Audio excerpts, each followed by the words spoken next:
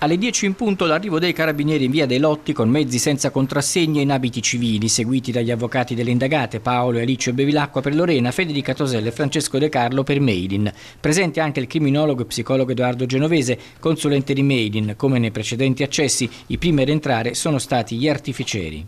Sono stati rinvenuti degli oggetti che non sono stati ancora ben definiti e sarebbe bene che loro comunque curassero questo aspetto perché se era stata un'azione di cautela che credo giovi a tutti. Ok. Alle 11:18, dopo il via libera degli artificieri, è iniziato il sopralluogo per la raccolta di nuovi elementi nella villetta bifamiliare.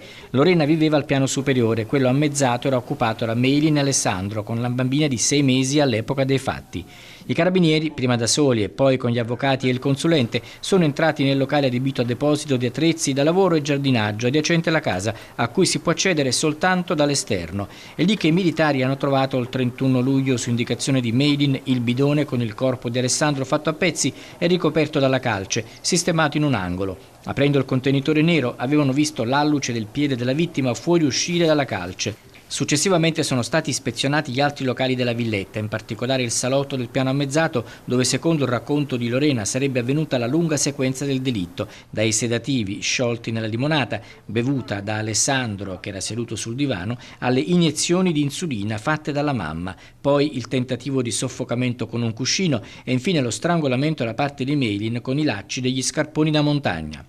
Il sopralluogo di oggi, da quanto si apprende, nasce da nuove esigenze di riscontro agli elementi di indagine finora emersi. La ricostruzione si basa solo sulle dichiarazioni di Lorena Venier. Il magistrato deve trovare le prove che quanto dichiarato dalla donna sia attendibile. Riguardo alle responsabilità che si attribuisce nel delitto e nel sezionamento del cadavere e quelle attribuite alla nuora. Dopo oltre 4 ore il sopralluogo si è concluso.